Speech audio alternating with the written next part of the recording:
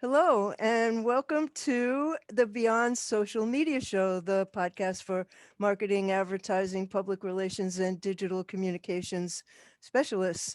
I'm here today interviewing David Berkowitz, my friend and also a colleague. David's the founder of the Serial Marketer Consultancy, where he spends his time generating demand for growth mode B2B startups and agencies.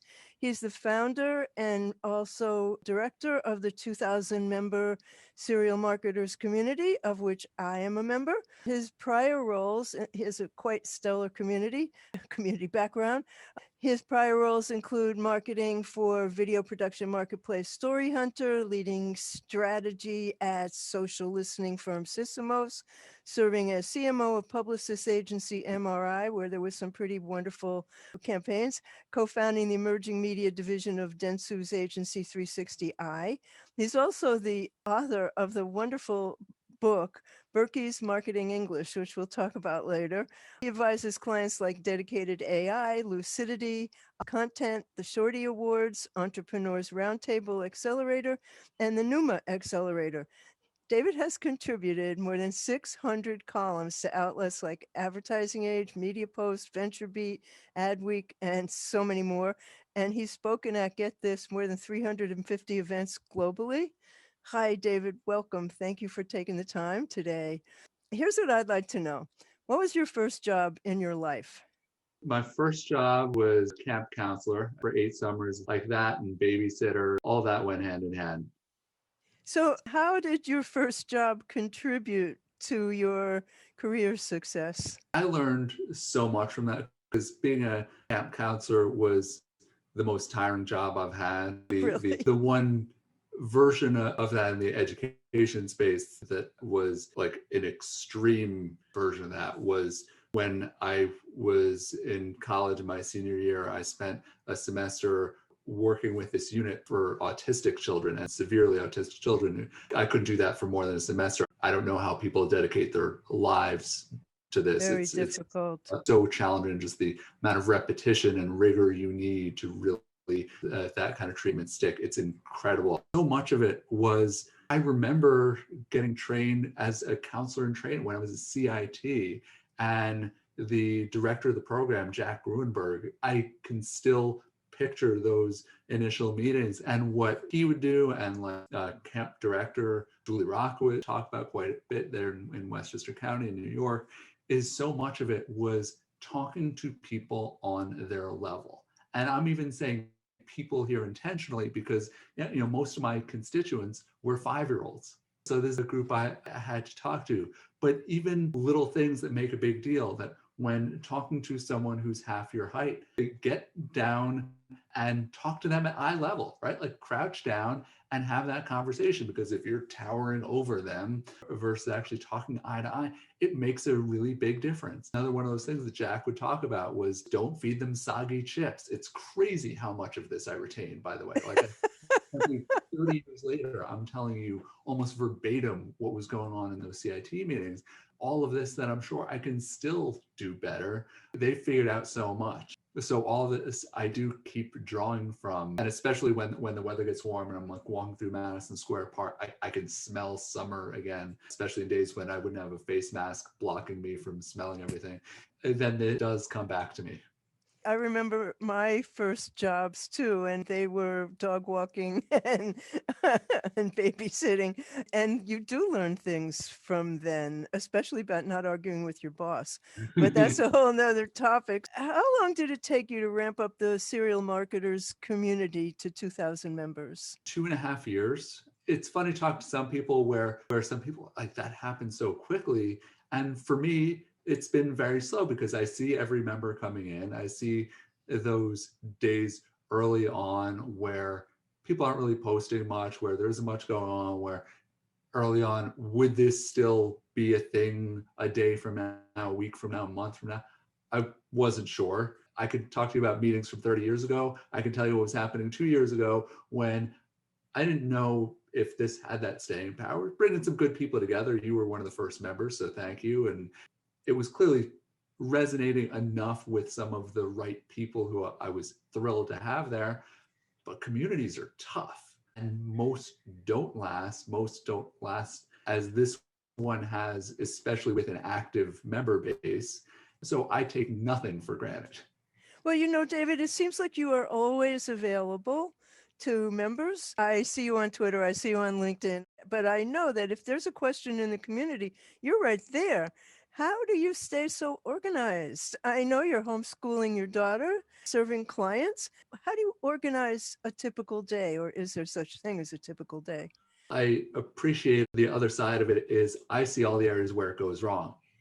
I see where the channel name stays bold because I haven't checked it in 3 days. And so being my own worst critic here, I have a lot of systems of increasing complexity because my whole realm of consulting and community and content, which is how I tend to sum up what I'm doing, and not including the family obligations and anything else that's outside of that professional realm, it can feel fairly chaotic. But there are some things where I'm just so thankful to have these opportunities. I'm so thankful that when I was just talking to he's the father of someone else I used to work with. So I'm just so excited to be able to go and bounce around ideas with people like this. One of my biggest challenges to what you're talking about is that prioritization and making sure enough of my time is spent either on paid work or things that can lead to that, because I could spend every hour of the day just talking to people I want to catch up with, and good things often come out of that, but that's not going to let me move anything forward either. You know, you have so many things going on and you're adding new things all the time. And I wonder if you have any tips for us about staying organized, or if there are any tools that you use that help you to be as organized as you seem to be. I understand the feeling of chaos. I often experience it, but you seem more than anybody I know to be organized enough to do all these things. There are tools and there are features, and then there are areas where I know the stuff that isn't getting done. One of the features that I use all the time is boomeranging emails back into my inbox. If you reach out to me and say, David, we should do a show together, and then I write back and say, okay, so when you're free, say you're someone who wasn't prioritizing it, you were clearly on top of this. There was someone I was dealing with who, a friend of mine made an intro to two of her colleagues because they wanted me to potentially help with an agency training program. I followed up right away. Then they didn't respond right away. I boomeranged that email back into my inbox for a week later, so I didn't need to look at it. Well, then I responded to them a second time. They didn't get back to me. Actually, today I wrote them a third time, and then I was thinking, okay, maybe I'll then write my, because this is also, I don't always necessarily persist this much, but this is a project I'd love to explore doing. I was actually thinking this morning, okay, I'm going to try them once more. If I don't hear back, then in a couple of days, I'll ask my friend if I should do anything else, or if she knows what happened there. And sometimes the TV exec who I was just talking to you about, we ended with one of those, like, let's keep in touch things. I hate It's that. so easy for that to go nowhere. Yeah. I am going to send a note to myself saying, reach out to him 2 months from now, maybe a month from now, maybe two. Like, it's definitely not urgent. You know, the middle of April, he's going to get a note from me saying, hey, what have you been up to? Those projects have been really interesting. And it's just a little simple thing like that. But at least then I also know that it takes up zero space in my brain between now and April. Boomerang is a program? Well, there's the send later piece of it, but then it's just like this little clock button in Gmail for any message thread. Given how often I use it, it's funny, I'm blanking on the exact name of the button, because there is that send it later for delayed delivery, which I'll sometimes use, just that resurfaces those. So Boomerang used to be a side program, like there was one you had to pay for, or there are other things like that. Now it's just built into Gmail, and I use it many times a day. Oh, I have to go look. What are your plans for growing the community in the future? There's so much I want to do with this community, and I'm talking right now, this has been a blistering pace, but it's also been building and releasing things that have been in the works for a while. Like, there was a community member, Peggy Ann Sauls, who's just prolific content producer. I met her at DMexco in Germany in September 2019. The community was just over a year old at that point. And when I met her in the press room for an hour, I went back to my hotel room that night and I created a whole roadmap for the community. I created the first version of my media kit. All of this, Peggy's just one of those, like, it just number of ideas per minute. She has so much going on there, and she was so inspiring. And there was so much of that I finally put down on paper that it's like, okay, I really want to build a member database. I really want to do some projects. Along the way, I found someone through a freelancer site called FreeUp, kind of like Upwork and Fiverr, but so I found someone who was helping me on the tech front. And when I needed some bigger asks there, she said, oh, connect with my friend, Alistair, who then started working with me as my web developer. She's in the Philippines, so she able to do things at a price point that I could stomach for even for some of these side projects. As of the start of the year, I have her on retainer. So she is just round the clock building things for me. And so when I have these ideas, then it's just like, okay, Alistair, what can you do with this? And so she built the private member database. One of the first things that she created, which has been helping all these others, is setting a way for you to log in either as a regular member or access some features just as a premium member. So making it easier to segment the audience that way. I just launched a product recommendation site, marketerfaves.com, that I'm like very much in early stages of getting out there, but that was based on a spreadsheet I'd been creating for years. I had one of these ideas for a long time of trying to turn this product recommendation site into a full-on site. And I said, wait a second, just hit me. What if there was a way that only members could vote on these products? And so there was a way to essentially already vet the people who are participating in this. All of this is just like, how do I just keep releasing things? How do I keep adding value? And then seeing what are the things that are really going to stick? What's going to make people excited about it? But then the day-to-day is just member driven. It's conversations. It's people who are saying, like, I mean, I'm on calls with people all the time who say they know someone who's looking for a job or a gig, or ideally, you know, they know someone who's trying to hire folks. They're trying to expand their knowledge somewhere. Almost all of the member growth right now is word of mouth by existing members. So I was going to ask you whether you're all by yourself or whether you have any employees. So you have Alice there doing the web development stuff. Otherwise, are you doing this all by yourself? Another key person is Gosia Mitros. She's in Poland and she's just been terrific. She's my newsletter editor. And so she's been pulling together the community news. I went from every other week to weekly because there was just too much going on. I can tell you, I checked my Slack analytics this morning, and there were 1,100 messages sent in the community last week. Now, 75% of those were over direct message. So that means that you and I have no idea what most of that is like. That also means that there were about 250 or 300 messages that were actually available to everyone. Right? So Gosia has been incredible with that. And she recently started helping me organize my other public newsletter that I put out. And there's some people who've helped me on a one-off basis, just setting up some of the marketing automation. So Alistair's friend Jonica was a huge catalyst for me in automating some of these tasks. I've also discovered that a lot of the tasks for community management, they actually take very little time to do. They take a lot of mental energy.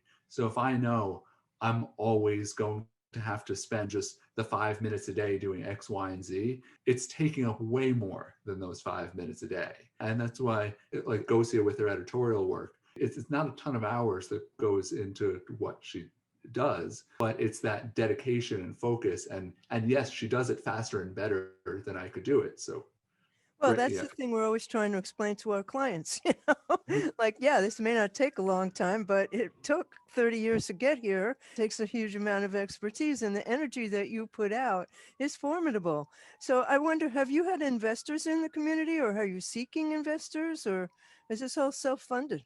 It's self-funded. This was still more of like a small business price point, you know, not an enterprise price point here. And so still something that I don't dismiss any expense for anyone right now, but at least something that's in that like $10 to $15 a month kind of bucket that is not one of these like high-end purchases. And with that, there was enough traction that at least not everything I was doing had to come fully out of pocket, right? I could take that and invest it back in the community.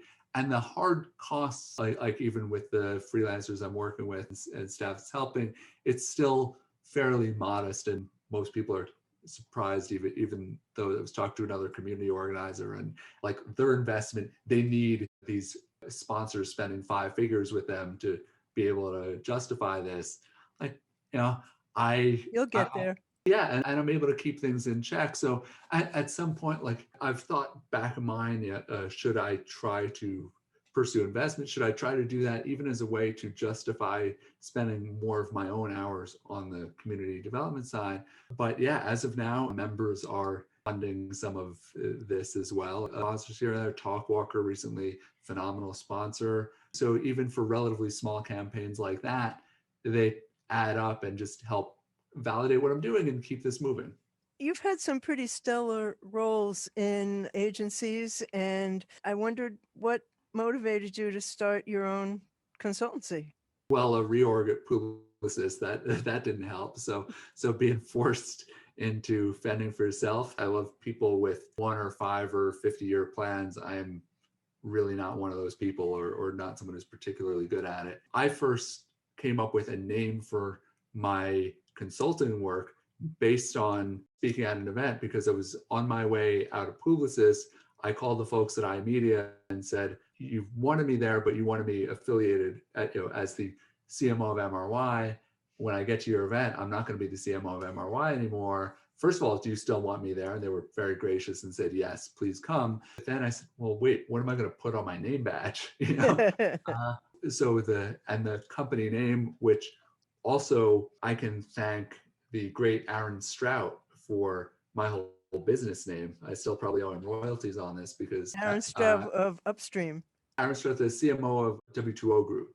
Oh, okay. So Aaron had introduced me on the blog for HubSpot's Inbound conference in 2015, and they had this wonderful idea. I wish other organizers would steal. I need to steal this for some of my own things, of having speakers introduce other speakers on the conference blog. And so it was terrific. And so Aaron did I can't remember what the rest of what he said was, but the line he used as the title of that blog post was serial marketer, not killer. And that was the first time I'd ever identified with the serial marketer name. And so when I needed a name for that iMedia conference, there were a couple other finalists, but serial marketer is it. And the fact that it would be this twisted joke, and even a reminder to me not to take myself so seriously. Tell me the type of services that you provide to clients. One of the things that I've worked on a lot over 2020, in having, I've had some terrific clients, but absolutely had an erratic year and had things that did not go quite as planned, and working with some that weren't quite long-term clients, nor should they have been. So I was trying to spend a lot of time, how do I make some of what I do business-wise repeatable? And that led to this demand generation program designed for B2B businesses. So it's starting to pick more of a lane as far as who I'm working with. And they're typically either tech startups right around seed Series A, or agencies before they have much of a marketing org in place, or when they're looking to reevaluate what they're doing and make some changes there. And so it's this process of looking at and creating personas, looking at their positioning, their targeting, looking at any of their public and even direct to prospect customer touch points. So coming up with a detailed evaluation for everything they're doing, which all of the scoring, all of the output for what I'm doing is templatized now. I can tell someone exactly every last thing that we're going to look for over the next couple of months. But of course, all of the recommendations, all the analysis is 100% custom. I wound up working with some terrific strategists. They're fantastic strategists in Montenegro, Giovanna, who has been helping me in a huge way in building this out. And so I found her through Upwork. So that's more the repeatable program that I wound up doing, this demand gen plan. But I also do some work like there's an agency I've been helping with getting their own thought leadership in order. I've had a great relationship over the past year with Vesterly, a content personalization engine. There's some marketing consulting there, but very heavily on the business development side and just introducing them to some of the right channel partners and brands and others that could be valuable targets. Those are some of the main areas. Well, you certainly seem to know everybody, so introducing people is definitely a skill I know you bring to the table. Tell us about Berkey's Marketing English. I want to know what inspired you to write it, but just to quote a little snippet, this is one of my favorites. Digital tracking beacons that are practically opioids for advertisers. That's the beginning of your definition of cookies. You said it's a travesty that such a glorious name is used for such a malign technology. Cookies, when prepared correctly, are among the most delicious of humanity's inventions. And it's illustrated with the most wonderful illustrations. She's reminiscent of Edward Gorey in the illustrations. She is one of my favorite collaborators. Talk about Isabella Flores. Hopefully I'm pronouncing her name well enough. Talk about a find of finds, and also through Upwork. So Berkey's Marketing English, one of those things where it started with, I was just writing something. I think this just came up in a newsletter, and maybe not even that. And so I started writing something about impressions, and I was almost like doing this Seinfeld-esque riff. It's like, oh, it's funny how impressions actually rarely make an impression on anyone. You know? And so I started collecting some of these ideas. And then when I'd start to actually look at something like cookies, well, I do actually have a batch of freshly made Nestle Toll House cookies on my counter right now, where I will be gorging on them after this call. And Oh, that's not fair. so I was writing what I know very well when I get to plug Nestle in a book like this. So it just started of, well, okay, like I had 10 or 15 of these that I collected, and then that became a newsletter. And then I've just got to keep going. And I loved the idea of trying to illustrate this somehow. And Isabella brought such ideas and vision.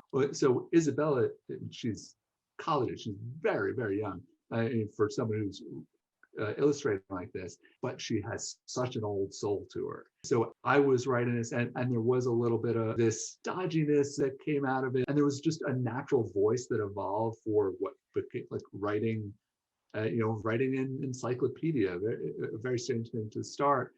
But Isabella got it right away, and her illustrations were so good, and a bit of this like gothic and steampunk vibe, and she They're was wonderful. like, into it, that it made me so excited to just keep writing more. And this was her first time laying this all out as a book, and so it became this just really fun collaboration. And within a few months, we were able to release this as an ebook. I mean, I do have physical copies because I put it through Barnes and Noble, and so I've got a few hardcover books as well, and you can even buy it there. But it was seriously one of those things where it was just like, the idea was too much fun for me not to pursue, and I have no clue where the time came from to write it. I don't know exactly how it happened, but I had to make it happen. Tell us, what do you make a point of reading every single day? I always ask this of people because it's always a different answer. There are a few things that I have to scan, like the New York Times headlines. I need to read that. There's only so much that I need to, out of all the things that I've stopped reading over time, like most of the ad and marketing trades, where I feel like the best of it gets surfaced in social media. I need to go, and I need to scan Twitter on a daily basis. There are a handful of newsletters I really like. Protocol is good for some context and tech world. There are a lot of individuals who write usually on a weekly basis, who I just find so helpful in providing added context out there. But it's more about the people and their individual perspectives. Can you name a couple? The Markup is really good. Casey Newton, his work on the role of social networks and in society, I mean, he's so smart. There's some favorites that you know very well. Anne Hanley, Every Other Week. Wonderful she's newsletter. brilliant. I always read Heidi Cohen's work every week, and so Actionable Marketing Guide. And so some of these people who I'm very fortunate to call old friends in the industry, it's great actually getting to learn from them, but then I can hear their voice coming through so clearly. And by the way, Heidi is the one who, through one of her newsletters, not through all of the very personal advice that she's given me over the years, but one of Heidi's newsletters convinced me to take my newsletter. And it was Heidi who was talking about the how many Sunday newsletters, she must have included Anne's in this roundup, that she enjoyed reading. And because Heidi was saying you need to train people to expect something, and I'd actually called my newsletter the serially sporadic because I had no clue when I get to publish it. So Heidi convinced me go weekly. And because she said that all these newsletters are coming out on Sunday, then I picked the opposite. And what's the opposite of a day of the week? I don't know, but I went with Wednesday, and I've published that way ever since. Also, I love the option of keeping weekends open. I work way too much on weekends, but I love the idea that if I don't want to do something on a Saturday or Sunday, I don't have to. And so at least a Wednesday newsletter means that, okay, like Tuesday night is probably going to be my really long night. I think Heidi's been doing that newsletter every week for 20 years. Mm-hmm. I mean, she's the most consistent person on the planet, in that regard. It's really incredible. Been a great person to learn from. What is the most striking change in marketing that you've seen in your career? Are you able to define something about that? I remember there was one day when I was at 360i and we had a management offsite and we're down in Atlanta. And normally I'm not as vocal in rooms like this, especially in a board meeting type scenario. I'm not typically the squeakiest wheel. And I think because these management offsites were coming right after South by Southwest for a number of years, that I would fly directly from Austin to Atlanta for them. I was so spent that people would just see this other side. Like, this is what Berkey sounds like when he has no sleep and no filter. I might not have even had a chance to shower or shave, and then I'm like diving right into these meetings. And there was 2009, maybe 2010, and I got up there and said, what are we really doing about mobile? I clearly wasn't the first to say this in a meeting like this. The iPhone had already been out in 2007. I proposed a mobile marketing program. But I was talking to the management team at the agency, and we'd already by then started to really get a handle on social. 360i had become one of the biggest social marketing agencies at the time, had tremendous track record there. But especially that Super Bowl thing.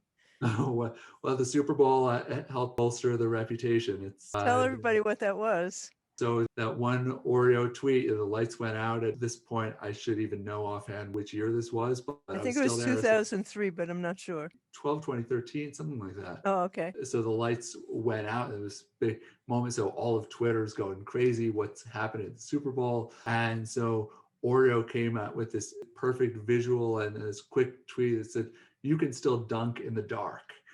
Not only was it just like the perfect thing to say at the speed they did it with one of those war room tweets, but also some of 360i's secret sauce was the PR engine behind everything they did, so that they made sure that BuzzFeed was all over it. They made sure, which is almost, at least at the time, was almost unheard of, that a client from Oreo would actually comment about this on the record, on the fly. You know how long it usually takes to get a client to Oh my God, at that point it was impossible. Anything ever. Then 360i was able to be part of the story, but it was especially because the client went on the record so that there could be a story to begin with. It wasn't just covering a tweet, like the making of story was happening right away. Anyway, it just amazing moment there that I got to work a bit on Oreo. I take zero credit for that event. I was actually at an iMedia conference the night of that Super Bowl. I remember it very clearly. But I'd said to room there back at that mentioning, like, what are we going to do about mobile? Like I said, at some point, internet usage is going to be mobile first. Like the majority of it will be coming through mobile devices. And it's going to start with things like news, sports, and weather. And then it's going to go to everything else. And I said, I don't know if that's going to be 3 years from now, if it's going to be 5 years from now, if it's going to take longer, but that switch is going to flip.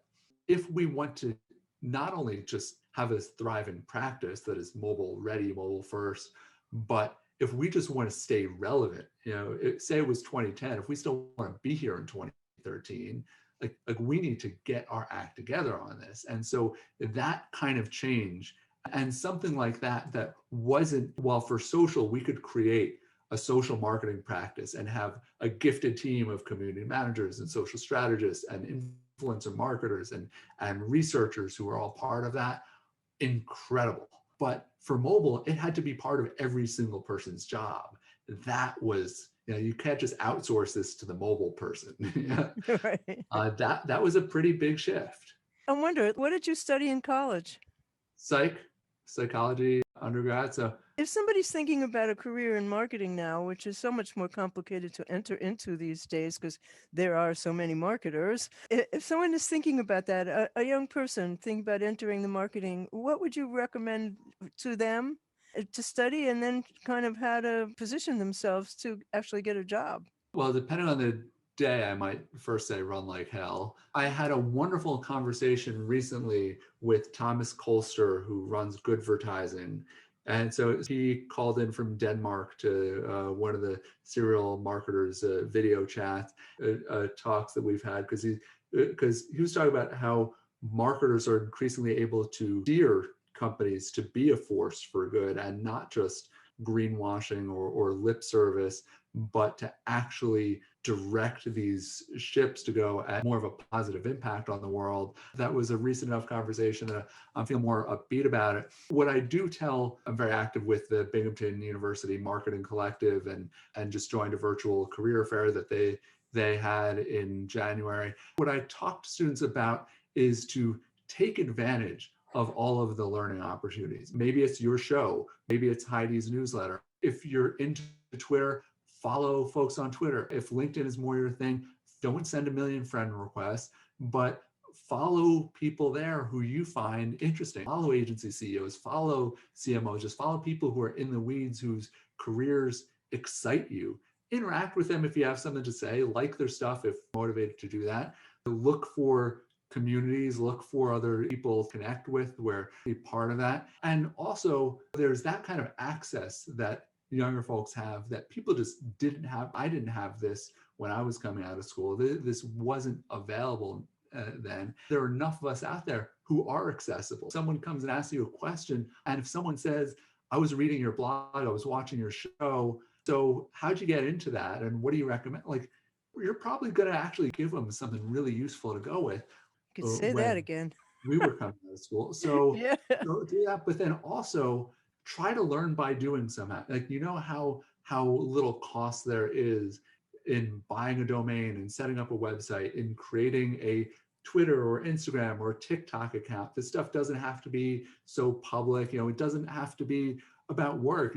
I talked to some student who was a guitar fanatic and had a wonderful Instagram account about guitars. Well, now I can have a very detailed conversation with him about Instagram mechanics. I can ask him questions about how do you prioritize putting up posts versus stories? Have you ever done IG Live? Like, I can learn from some 19-year-old kid because they're promoting some like neighbor's guitar business. So now all of this, it just enables them to engage in a much deeper level, even if they don't have the work experience that one thinks is going to necessarily put them over the top. So just make the most of what you have. Two more questions. What do you do when you're not working? So when I'm not working, well, family is a big part of it. So so spending as much time as I can with my daughter, and fortunately, she and I share some of those interests. So like the Toll House cookies I mentioned, she says she wants to be a chef. And this is terrific for me because she and I both like to cook and bake and eat a ton. That helps quite a bit. I love reading as much as I can, which has slowed down somewhat during the pandemic, but making some time for that is always great. And I miss being able to travel. I miss being able to get on a plane anywhere. So hope to have more of that later in the year, whenever it's safe to do so. When was the last time you were surprised? Having a daughter who just turned 7, I am surprised just about every hour of the day. And there was actually one of the Super Bowl ads last night, and I'm going to butcher the line because it just kind of came up on the fly, but there was a line in one of these like more high and mighty ads, and it was saying something like, sometimes life changes you. And then my daughter is narrating along with the TV, and sometimes you change a life. She picked up that inversion that was coming. And there was this bit of formula. And I said to her, I said, wait, you haven't seen this commercial before, have you? I mean, she doesn't commercial TV at all. And she's just smiling at me. And I said, you just knew that was coming, didn't you? So that is one of those things where having a little person around a lot means I know her pretty well. Two people who knows her best, that's for sure. She surprises me every hour of the day. I will tell people how to get in touch with you in the blog post that goes with the interview. You're active on every channel. Don't TikTok me, please. I'm terrible. I'm getting there. Everybody should have a look at Serial Marketers Slack because it's a really wonderful community. I thank you so much, David, for the time that you took today. I really appreciate that. Thank you so much, BL. Appreciate having me.